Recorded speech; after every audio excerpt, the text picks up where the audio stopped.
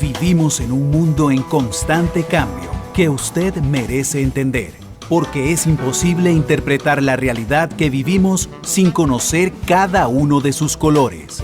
Porque muchos son los tonos de la actualidad. Presentamos Matices.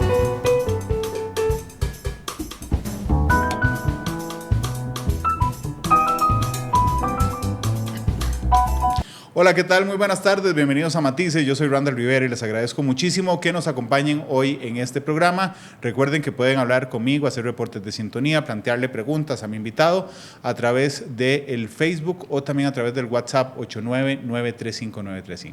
Don Gerardo Corrales, el destacadísimo economista nacional, me acompaña hoy en la sala de podcast del Grupo Repretel. Don Gerardo. Hola, Randall. Bienvenido, ¿cómo le va?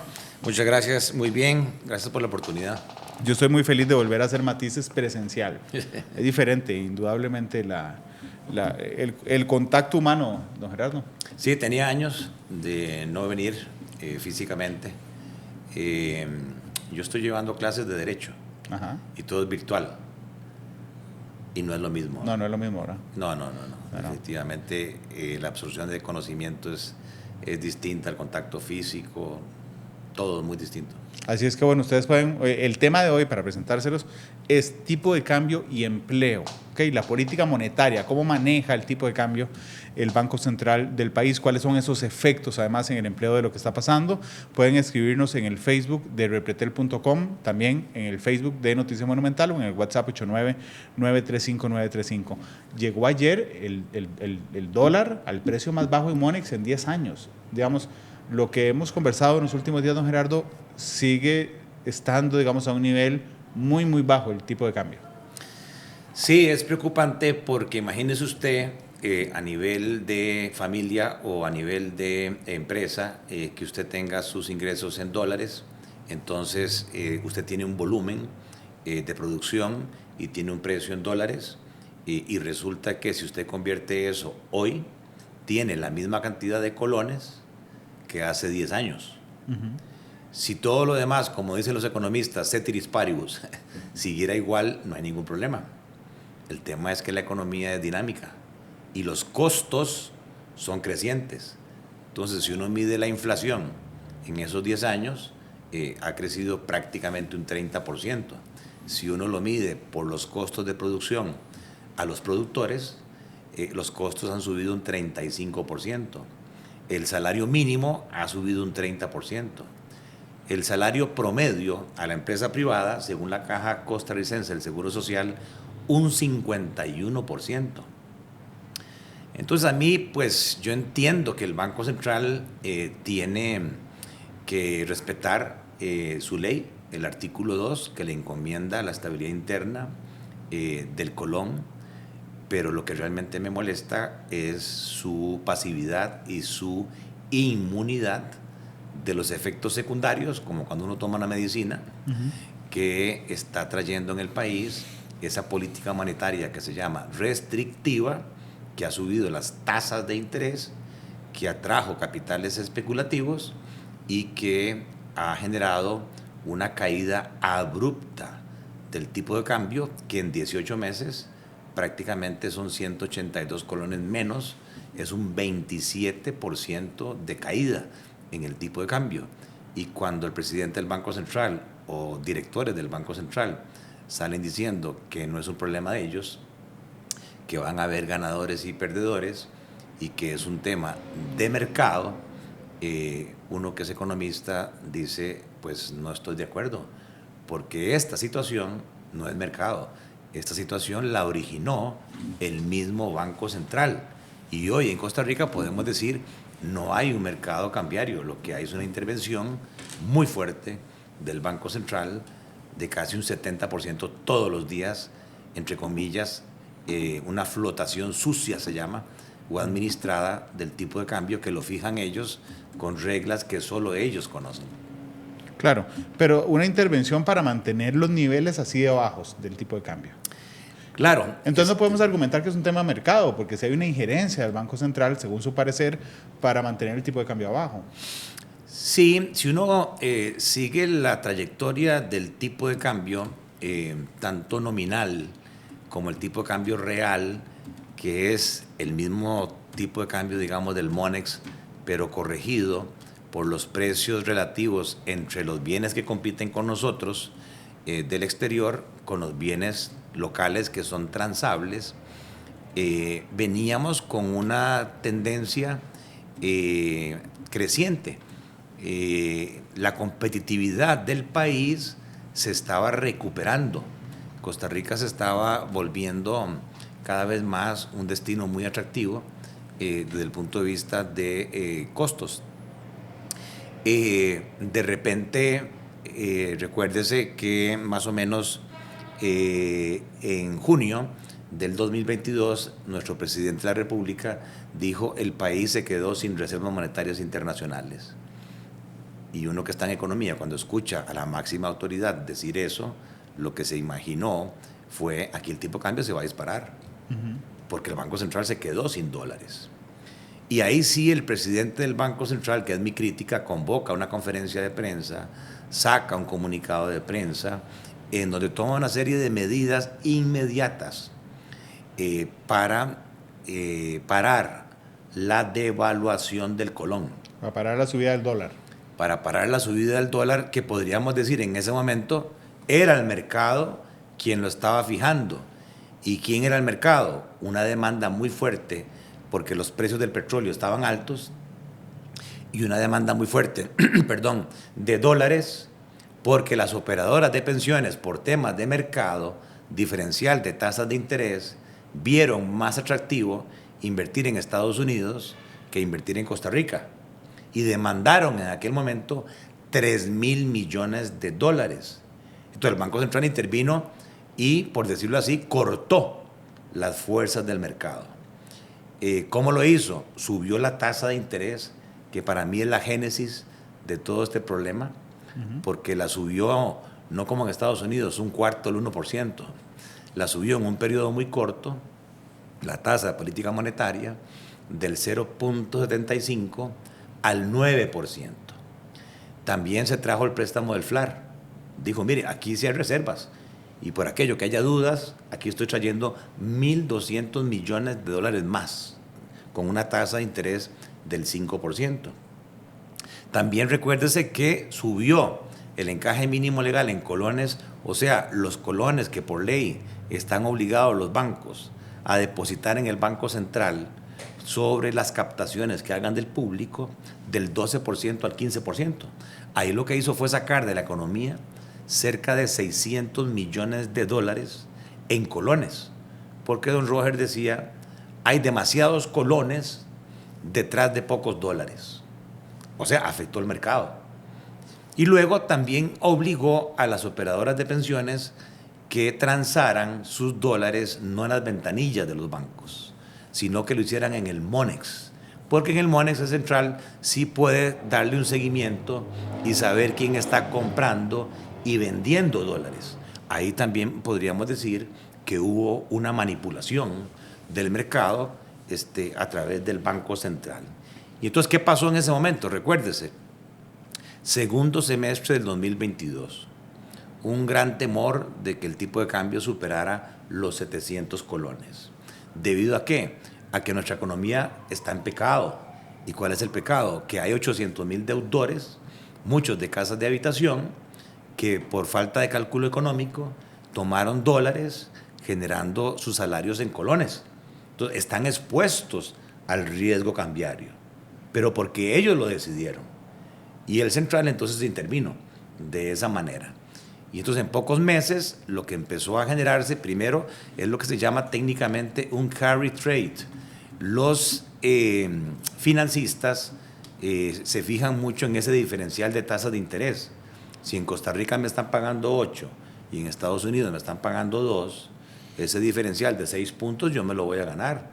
Voy a llevarme unos dólares a Costa Rica, los paso a colones, me quedo un periodo de tiempo relativamente corto y me gano 6 puntos.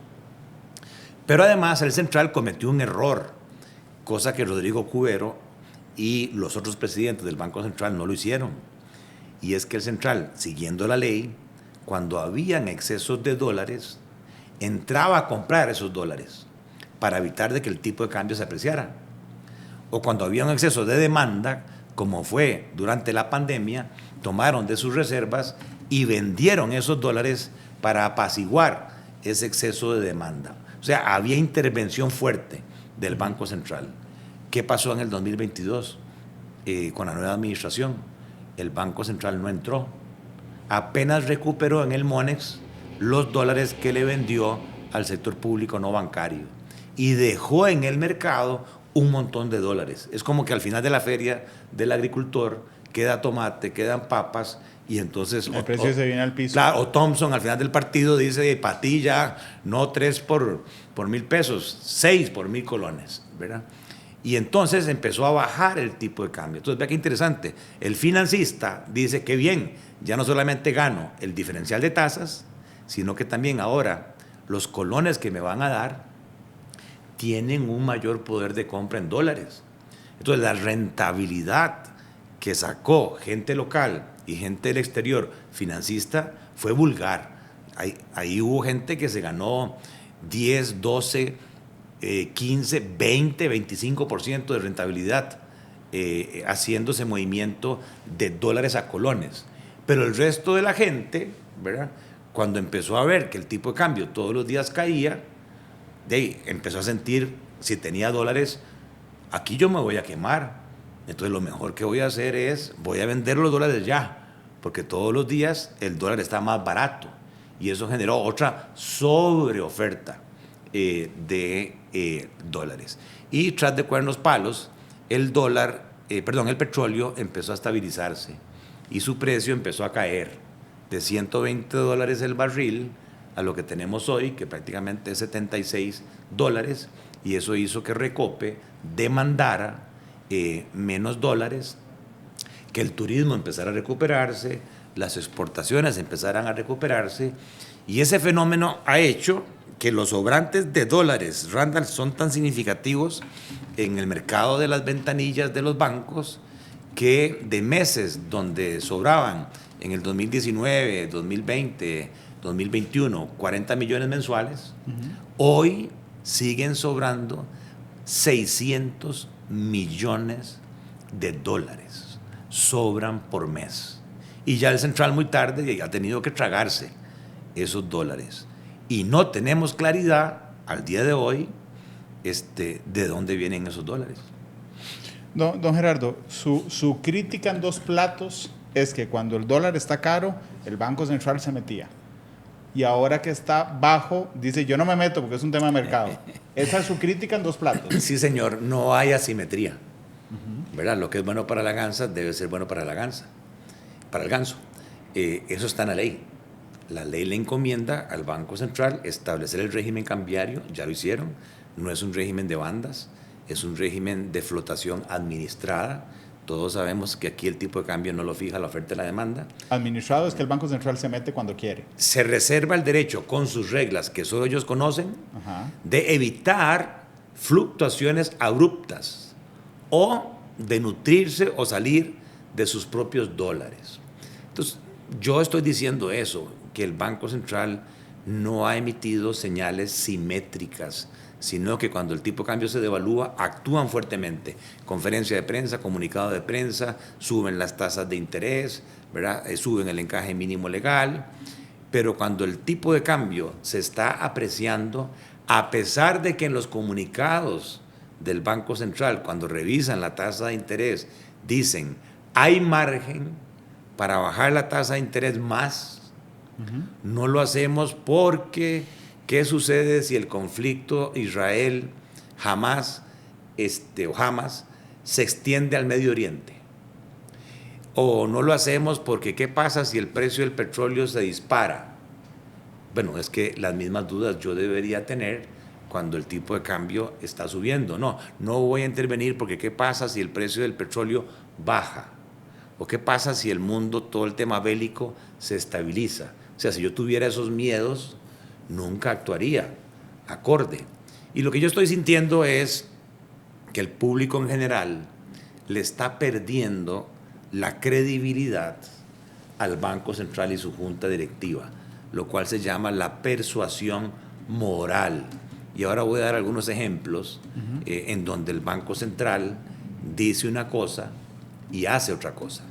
Y eso es muy serio, porque entonces las expectativas de los agentes económicos ya empiezan a moverse por otros criterios.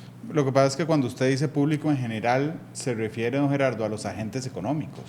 Es que, ¿sabe por qué? Porque hay una carga de sentido.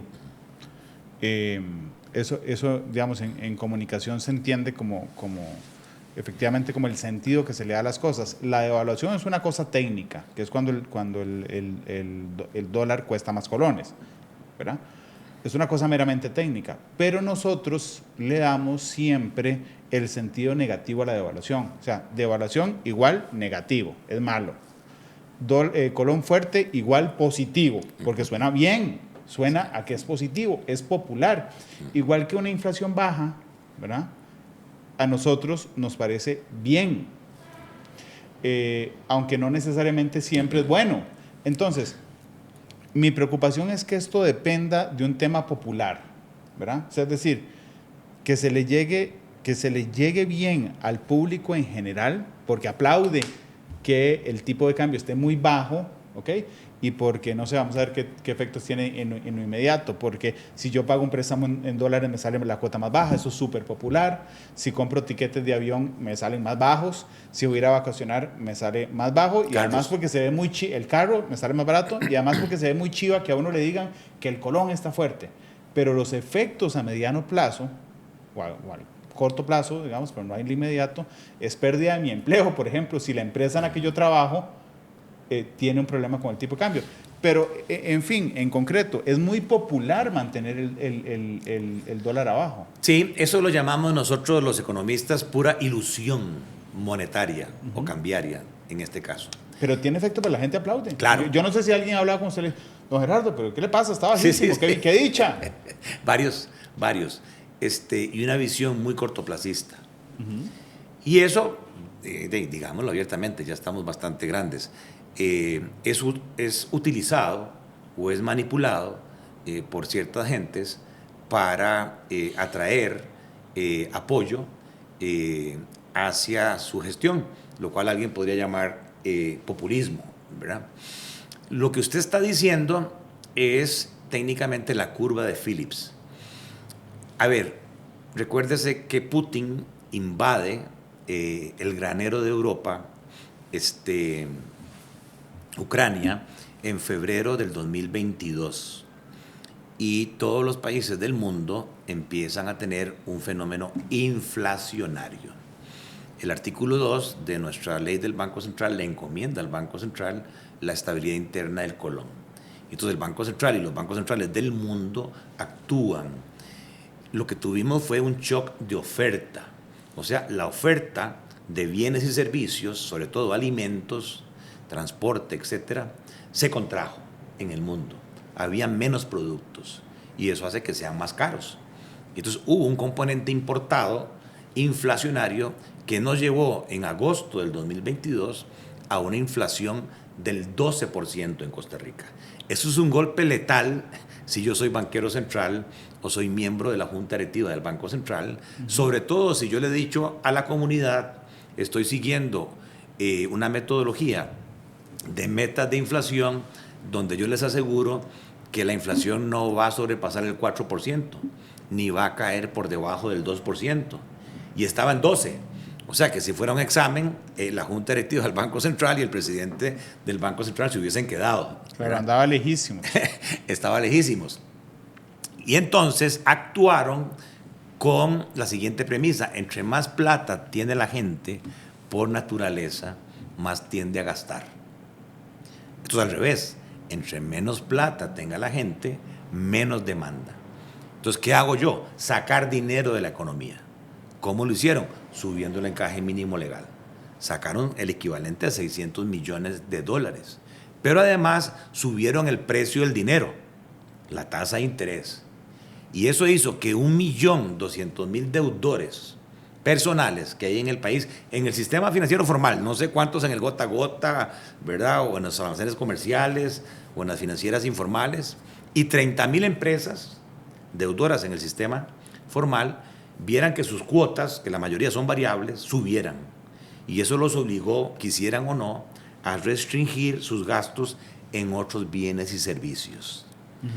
Y claro, lo que hizo el central fue traerse abajo la demanda. Porque era muy, sí, cosa que era muy impopular, los efectos son impopulares. Son impopulares porque la inflación destruye poder de compra. Con mi mismo salario puedo comprar menos.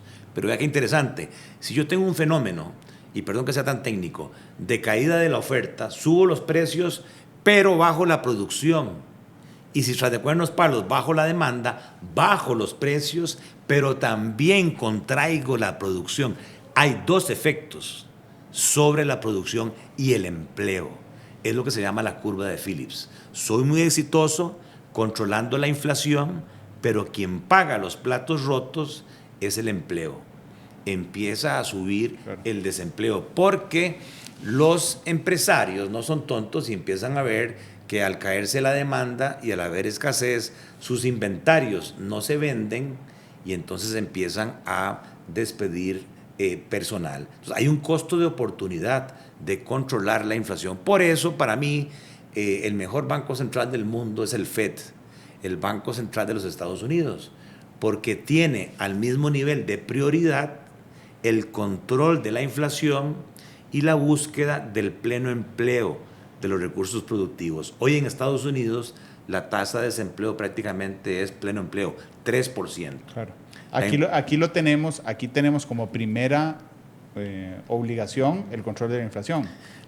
Exactamente. Y como segundo el pleno empleo. La ley del Banco Central le pone como prioridad la estabilidad interna y subsidiariamente la búsqueda del pleno empleo.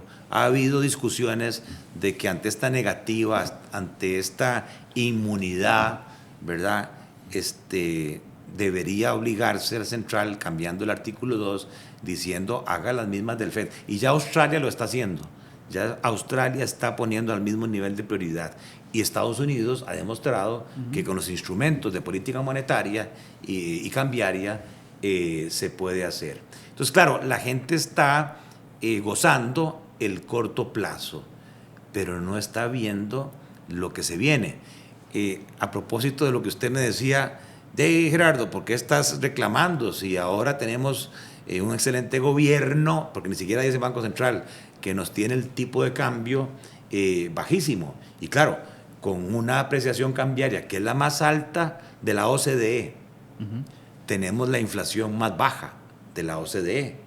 O sea, aunque el Banco Central no lo diga, no lo acepte, el hecho de tener un dólar muy barato, ¿verdad?, también ha hecho que la inflación, sobre todo de bienes importados y de los ricos, ¿verdad?, haya bajado. Boletos aéreos, carros, ¿verdad?, pero lo que es alimentación no ha bajado tanto. Por eso es que la gente común y corriente no lo siente. Exactamente.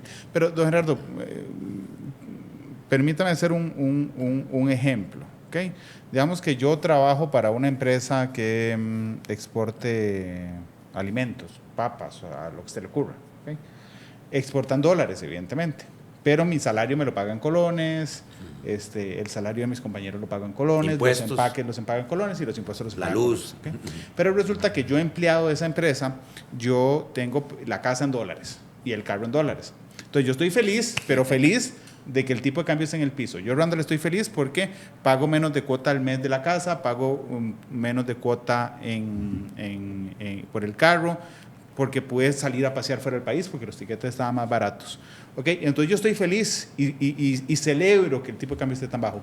Lo que usted me está diciendo, que yo no estoy pensando, es que la empresa en la que estoy trabajando, aunque yo esté feliz por eso, la está viendo horrible porque además todo le subió y tienen menos ingreso colones.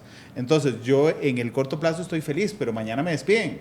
Y aunque pague menos de banco, de hipoteca, menos de carro y pueda viajar, ya no voy a poder viajar, no porque el tipo de cambio esté muy, muy alto, sino porque me van a despedir porque el empleo no aguanta eso. Exactamente. Yo diría que es como una droga. Usted, digamos, al principio se siente muy bien, ¿verdad? Como familia. Porque efectivamente la apreciación cambiaria, si usted gana en colones, le aumentó su poder de compra. Y de hecho, las importaciones de turismo, o sea, la salida de ticos al exterior, el último año subió un 41%. mientras que las exportaciones de turismo solo subieron un 9%. Eso significó prácticamente 800 millones de dólares que se llevaron a gastar al exterior, que hubiesen generado un efecto multiplicador internamente. ¿Por qué? Porque los hoteles también locales, ante esta caída, han tenido que inventársela, y uno de los inventos es subir los precios. Y entonces Costa Rica se ha hecho muy caro.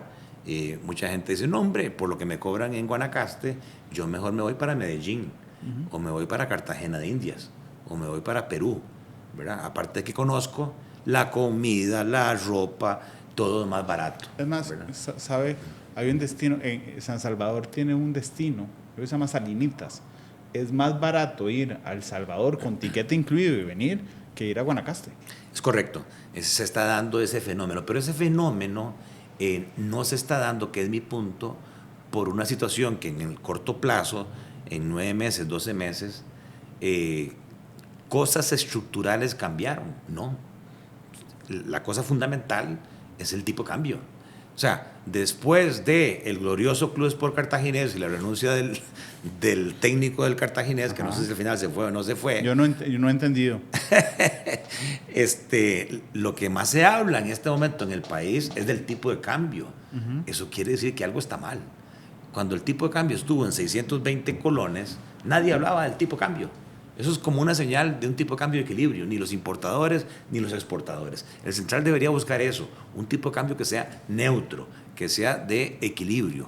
Ahora todo el mundo habla de que el tipo de cambio sigue bajando, pero ya no en términos absolutos. Es que bajó y se devolvió, tanto en términos reales como en términos nominales, 10 años atrás. ¿Qué quiere decir entonces? Que si el central dice que hoy el tipo de cambio es de equilibrio, tuvimos 10 años un tipo de cambio de desequilibrio. Y por mi experiencia bancaria, y aquí viene quizás la mayor preocupación, las compañías, las empresas, los empresarios no quiebran por solvencia. Yo puedo tener suficientes activos para atender mis deudas, pero de ahí, si esos terrenos, si esa maquinaria, si esa planta, yo no la puedo vender hoy, y mis obligaciones sí vencen hoy, y tengo que pagar proveedores, tengo que pagar impuestos, ¿verdad? Tengo que pagar la luz, y no lo puedo hacer porque no tengo caja, no tengo plata en el bolsillo, yo quiebro por liquidez. Entonces, como me decía un empresario, hey, mira, digámoslo abiertamente, yo tengo mis recursos, yo tengo mi dinero, simplemente yo cierro la empresa, yo no voy a sufrir. Quienes sufren, y eso es lo que me duele, me decía, son los trabajadores en Guanacaste, en las zonas costeras, que voy a tener que despedir.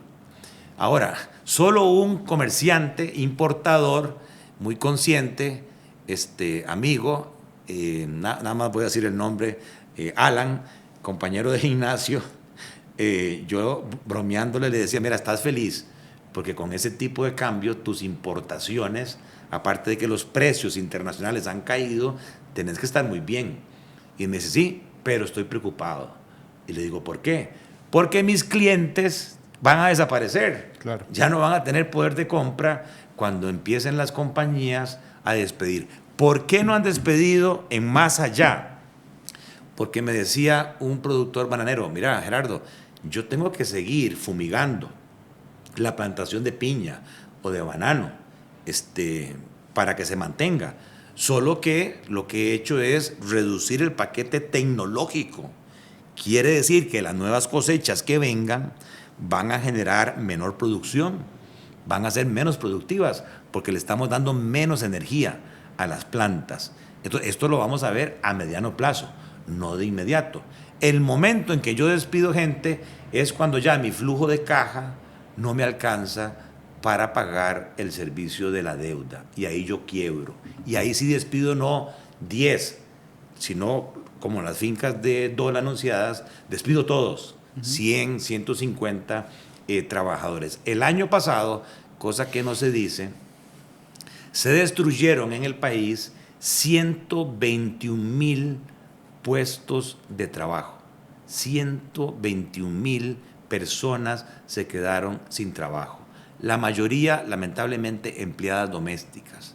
obreros de la construcción, trabajadores de la industria local, mucha gente administrativa, secretarias, contadores, y poder reubicarse ahora en el mercado laboral, aparte de que no hay muchas opciones, si usted ya supera los 40 años, seamos sinceros, Randall, o sea, ya nosotros no nos contratan, ¿verdad? Porque ya es gente cansada, ya es gente maleada incluso, que viene con ciertos vicios. Hay preferencia por nueva gente. Y lo preocupante es que esto ya no solamente está afectando las exportaciones, no solamente está afectando el turismo, sino que si los compañeros de aquí nos ayudan, yo hice unas laminitas, 3 nada más. Hagamos una cosa, vayamos a la pausa. Sí, señor. Y regresamos con las láminas de presentación que nos preparó don Gerardo hoy. Vamos a la pausa, muchas gracias por estar con nosotros en Matices, ya volvemos.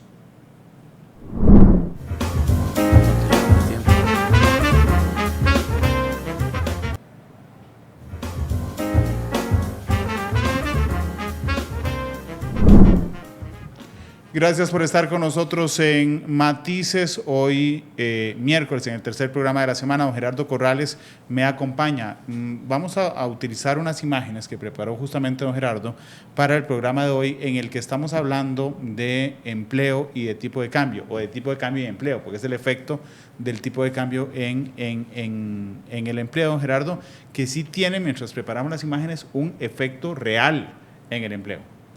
Sí, bueno, muchos sabemos que el dinamismo de esta economía lo vienen dando las zonas francas o el régimen especial, que son empresas extranjeras que en función de una ley vienen a Costa Rica a invertir en plantas, en maquinaria, en industria, en servicios, y generan 190,000 empleos. Entonces, si quieren, ponen las láminas. Lo que quiero es ver lo que se está viendo la que recientemente, sí, la que sigue, en cuanto al tipo de cambio. Aquí tenemos, desde el año 2014 al 2023, según la Caja Costarricense del Seguro Social, el salario mensual promedio de un trabajador de empresa privada, solo que está en dólares. Entonces, claro, al tener colones traducidos a tipos de cambio diferentes, vemos cómo esos dólares más o menos estuvieron fluctuando entre $800 mensuales a $980 mensuales. Y si yo le saco la tasa de crecimiento promedio anual en dólares del 2014 al 2022, los salarios promedio de empresa privada en el país crecían 4.8%. Y eso hacía que las compañías extranjeras, gringas, dijeran, hay estabilidad. Yo mando más o menos la misma cantidad de dólares para contratar un trabajador costarricense. En el último año, 2023, tanto por el incremento nominal de salarios como por la apreciación cambiaria, vean que para el dueño de la empresa en los Estados Unidos, ya el trabajador costarricense no vale $945, sino que su precio en un año subió un 31%. Ahora equivale a $1,234. La productividad de ese trabajador sigue siendo la misma. Nada ha cambiado. Lo único que cambió fue esta política del Banco Central, que apreció el tipo de cambio, y entonces el que está aquí en Zona Franca del Coyol de Alajuela o en Heredia o en San José, llama a Atlanta o llama a Chicago, llama a Nueva York y le dice, mira, ya en Costa Rica no me mandes $900 para pagar el salario de un trabajador, mandame $1,300. Y entonces ya en casa matriz se empiezan a cuestionar, y yo tengo ejemplos claros, si la nueva inversión la hacen o la ampliación en Costa Rica o la hacen en Irlanda. Y decidieron hacerla en Irlanda, porque era la misma calidad de mano de obra, pero Irlanda se volvió más barato que Costa Rica. Esto es un caso real. Y esto se junta con que, de acuerdo con las autoridades de CINDE, no hay llegada de nuevas empresas en zonas francas, sino que lo que estamos teniendo es reinversión de las empresas ya existentes. Si quieres ponerse el otro cuadro. Porque además lo que acabamos de hablar, don Gerardo, de que el salario, si lo convertimos en dólares, es mucho más alto el poder adquisitivo hoy, eso es tremendamente popular, ¿verdad? Claro. Aunque tenga efectos malos en las inversiones que decían la casa matriz. Claro. Pero como elemento de comunicación es espectacular. Claro, no hay que negar que hay un porcentaje, tanto en zonas francas como local, que tenían pactados sus salarios en dólares. Claro. A eso les está yendo súper mal. Claro. Sí, los que ganan en dólares les va mal. Sí. En este gráfico, ¿qué nos dice? Este gráfico tiene 3 datos muy importantes. Como decía Deming, el que cambió el sistema de calidad japonés, en Dios todos creemos, todos los demás traigan datos. Y aquí está la evidencia, ¿verdad? Cuando el presidente del Banco Central dice que el tipo de cambio se está apreciando porque la inversión en zonas francas está creciendo, yo no estoy de acuerdo. Vean esto, es el nivel de empleo, de acuerdo con la Caja Costarricense del Seguro Social, que las 430 empresas administradas por CINDE o traídas por CINDE, de las 500 que están en zonas francas, generaron en el 2018 108,000 empleos directos. Y las barritas rojas nos dicen por año cuántos empleos netos nuevos, entre nuevos empleos menos los empleos perdidos, se creaban en zonas francas. Vean que más o menos el promedio era cada año 20,000 empleos nuevos. Y eso nos llevó a un total de 181,000 empleos en zonas francas en el 2022. Pero vean que en el 2023 apenas se crearon 7,000 empleos nuevos netos. Eso es un 70% menos de creación de empleo en las zonas francas. Y si ven la línea negra. Otra vez. Pongamos otra vez la lámina. Ahí está. En la línea negra nos da la tasa de crecimiento anual de el empleo neto, que se venía creciendo de un 10 a un 19%, luego crecía, sí, pero menos 14%, luego 12%, y este último año 23, preocupantemente, se crece apenas un 4%. Y la última lámina, si la pones, por favor, es la más preocupante. Ahí está, porque es muy interesante verlo gráficamente, y cuando uno lo ve sin números, don Gerardo entiende todavía mucho mejor lo que está pasando. Claro, cuando uno habla de inversión extranjera, tiende a pensar solo en zonas francas, pero no. La inversión extranjera tiene origen en zonas francas, tiene origen en empresas extranjeras que vienen a invertir en el régimen definitivo, o sea, en empresas costarricenses que no tienen incentivos tributarios. Luego hay extranjeros que compran propiedades, inmobiliario. Hay extranjeros invirtiendo en el sector turismo. Hay extranjeros invirtiendo en la banca. Hay extranjeros invirtiendo en un régimen especial que es perfeccionamiento activo. Si nos vamos nada más a la primera línea, que es la de zonas francas, en el gráfico de abajo ven el delta. Vean que en el 2021 la inversión en zonas francas creció 1.257 millones de dólares en 3 trimestres, porque no ha salido el 4º trimestre, el Banco Central no lo ha publicado. Pero en el 2022 la inversión en zonas francas ya se cayó 52 millones de dólares. ¿Eso tiene que ver con el tipo de cambio directo? Claro. ¿Por qué? Porque cuando una empresa decide invertir en Costa Rica, se fija en seguridad jurídica, que no ha cambiado, se fija en democracia, que no ha cambiado, se fija en calidad de la mano de obra, que no ha cambiado, se fija en la calidad de obra pública, que lamentablemente está mal, pero no de ahora, desde el 2019, hoy estamos invirtiendo un 40% menos en obra pública, y entonces quizás los 2 elementos que han cambiado es la seguridad física, pero no tanto en las zonas francas, sino que se da más en las zonas costeras, ¿verdad? Y lo otro es el tipo de cambio. Volvete al cuadro, porfa. Y lo que llama aquí la atención, y yo por más que lo he preguntado al Banco Central, no me han querido dar respuesta, es que del 2022 al 2023, extranjeros invirtiendo en empresas costarricenses del régimen definitivo subió 800 millones de dólares. Eso es una oferta de dólares que aprecia el tipo de cambio. Entonces yo quisiera saber quiénes son esos extranjeros y en cuáles empresas invirtieron. Es lo que llama la ley 8204, Know Your Customer. No estoy insinuando que esa inversión corresponda así a lavado de dinero, pero si usted no tiene la data, si usted no tiene información, empieza a sospechar. Si no se hubiese dado esa inversión, que no sabemos qué es, vea que la inversión extranjera total en el país hubiese caído en el 2023 $400 millones, porque Costa Rica se hizo más caro. Sí. Entonces ya no solamente las exportaciones, el turismo, sino también el régimen dinámico, ¿verdad? Se está viendo afectado. Sí, lo que pasa es que de ahí toda la inversión en empresas regulares de los años anteriores, con una ligera excepción, eran negativos. Así es que llama la atención quién en esa situación se volvió loco y empezó a invertir con el tipo de cambio tan bajo. Sí, ese negativo eran costarricenses más bien invirtiendo en empresas del exterior, lo cual era de mucho mérito. Ahora, en el último año, extranjeros invirtiendo en el régimen definitivo. Y eso me lleva, Randall, a un tema preocupante de este modelo en que nos está metiendo estas políticas cambiarias y monetarias del Banco Central. Todos estamos contentos en que las zonas francas crezcan y generen empleo, aunque el último año no lo hicieron, ¿verdad? Lo que pasa es que apenas generan el 8% del empleo total.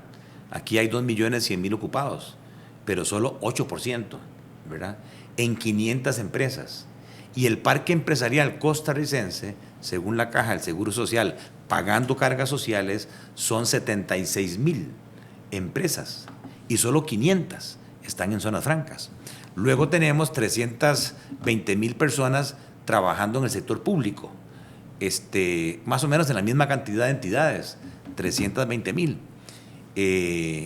Y luego tenemos el régimen definitivo, que genera básicamente el 75% del empleo, 1.650.000 empleos, la mayoría quizás con deudas en dólares, pero ganando en colones, contentos porque el tipo de cambio se está apreciando, pero la mayoría de esos 76.000 empresarios ya están preocupándose y manifestándose a través de las cámaras que sus flujos de caja se les están estrechando, que ya no les alcanza, ¿verdad?, para pagar sus gastos operativos y para pagar el servicio de la deuda. Pero además, quien paga, y eso no se ha dicho, la institucionalidad de este país, porque yo veo una poquísima preocupación, no hay mesas de trabajo. Claro, la seguridad es muy importante, y yo me quito el sombrero con el trabajo que está haciendo el ICD, con el trabajo que está haciendo el Ministerio Público, el señor fiscal, con el trabajo que están haciendo los tres poderes de la República, el OIJ, la ministra de la Presidencia, etcétera, con el tema seguridad, porque es el principal problema.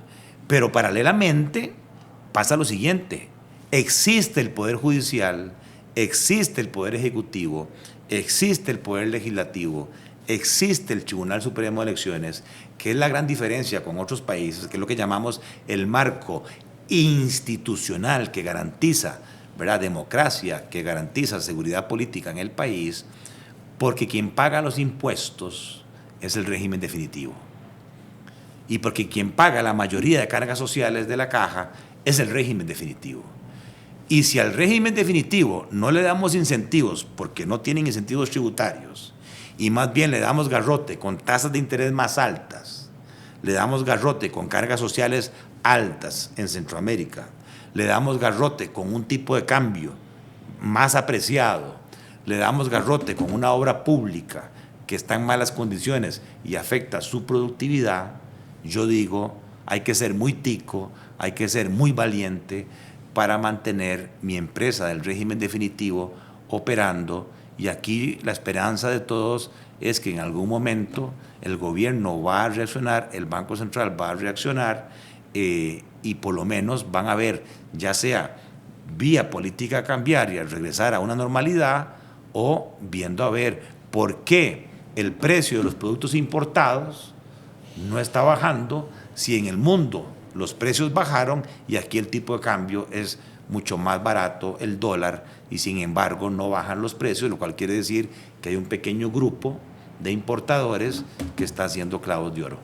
Don Gerardo, permítame ir a la última pausa comercial. Nos quedan 8 minutos de programa, porque cuando uno define los ganadores y los perdedores, hay un ganador, que es el gobierno. El gobierno gana por su deuda.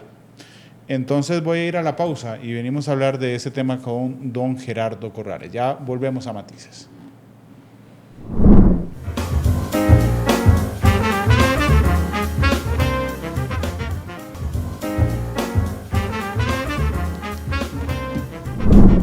Regresamos a Matices, muchas gracias por estar con nosotros, estamos en la recta final, don Gerardo Corrales me acompaña, hablando del tipo de cambio y sus efectos en el empleo.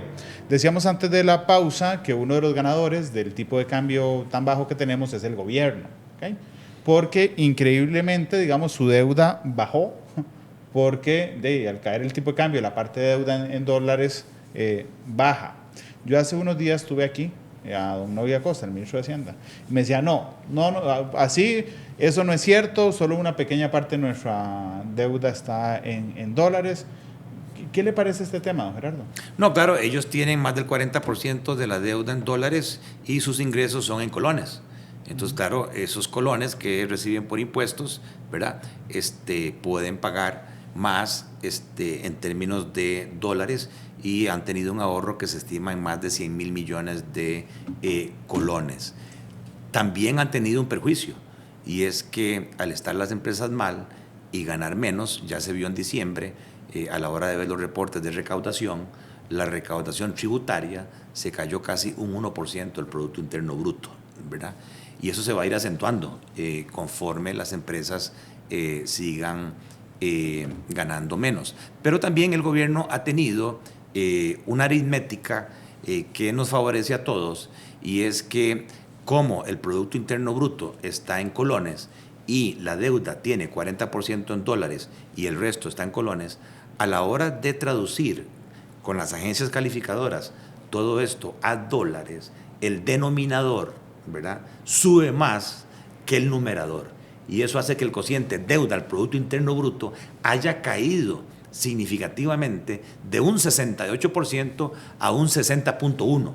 Y eso es buena noticia para los empleados públicos, porque si caemos por debajo del 60%, ya el congelamiento de salarios desaparece, pero también es buena noticia porque los gastos de capital quedarían fuera de la regla fiscal. Y eso es un efecto artificial por la apreciación. Los importadores, grandes ganadores, ¿verdad?, importan más barato.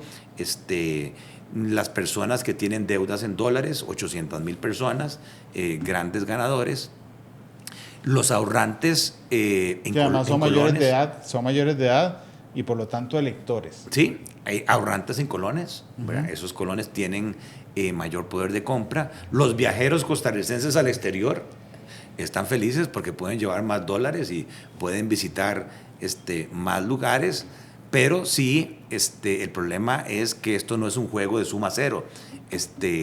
Hay gente que se ve perjudicada y los perjudicados, en mi criterio, en demasía, son los que en este momento generan la mayor cantidad de empleo. ¿Por qué? Porque también los productores locales están viendo desplazados, aunque no exporten sus productos, porque para el importador hoy es más barato Juan Valdés, para decir un nombre, café colombiano, que comprarle a Café Atenas, a don Guido Vargas, ¿verdad? Los cafetaleros costarricenses, que son más de 25,000, de acuerdo con el ICAFE, con ese mecanismo de adelantos y liquidación, ahora más bien le están debiendo más plata a los beneficios y están perdiendo. Eso podría poner al país en una condición seria, porque si hay algo que demuestra la característica costarricense, es la democracia en la producción cafetalera, que son pequeños productores en todo el país. Sí, es una situación muy, muy compleja. Ahora bien, no pareciera, don Gerardo, más allá de la presión que puedan hacer expertos como usted, algunas empresas, digamos, pidiéndole al Banco Central una actuación diferente, pareciera que no existe esa opción. No, de hecho, eso iba a decir, desde hace más de un año, un grupo de exportadores, hoteleros, productores locales, nos reunimos con Roger Madrigal y después con el presidente y con Roger, y creíamos que iba a haber una mayor disposición y les propusimos medidas en aquel momento. Por ejemplo, salga a comprar divisas, haga un programa de compra de divisas baratas, Banco Central. No lo quisieron hacer.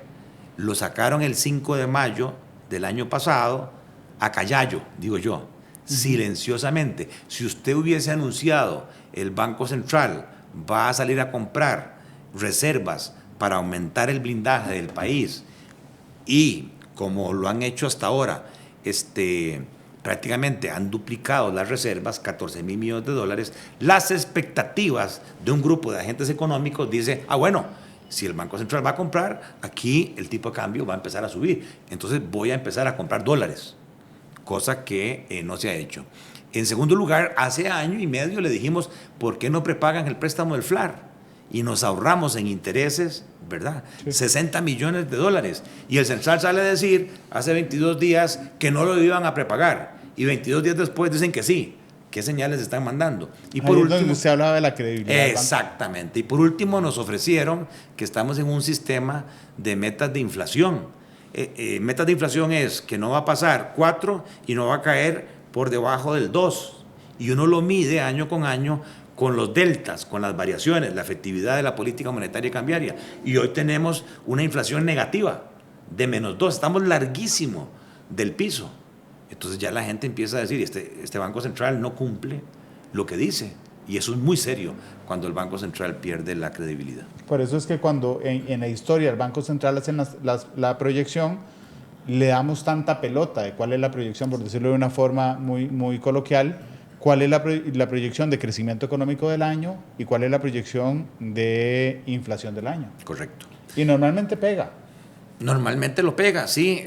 Porque lo maneja. Sí, en esta ocasión, por alguna razón, en exceso de temor a la devaluación y a la inflación, quieren seguir con una inflación negativa. ¿Usted cree que a veces podría ser mejor una inflación del 2? Claro con que sí. Un tipo de cambio más alto. Claro que sí, porque entonces la contraparte en la curva de Phillips es si hay más inflación, las posibilidades de crecimiento económico aumentan y la posibilidad de más empleo aumenta. Don Gerardo, muchas gracias por habernos acompañado hoy.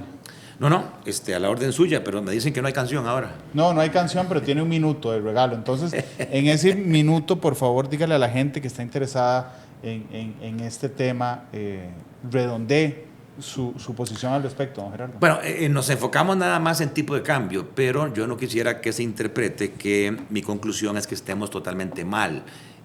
Hay cosas positivas en el país, definitivamente las finanzas públicas. Recuérdese que en el 2018 casi entramos en un incumplimiento de pago. Hoy las finanzas públicas tienen un superávit primario, ¿verdad? Y la relación deuda al PIB, aunque sea por tipo de cambio, ha bajado. Entonces eso ha hecho que las agencias calificadoras nos hayan mejorado el rating país, y eso es bueno. Y ojalá que nos acerquemos al grado de inversión porque las tasas de interés serían menores. En segundo lugar, es cierto que tenemos la tasa de crecimiento del Producto Interno Bruto más alta de la OCDE, el doble del mundo. También es cierto que somos el único país en la OCDE que tiene inflación negativa.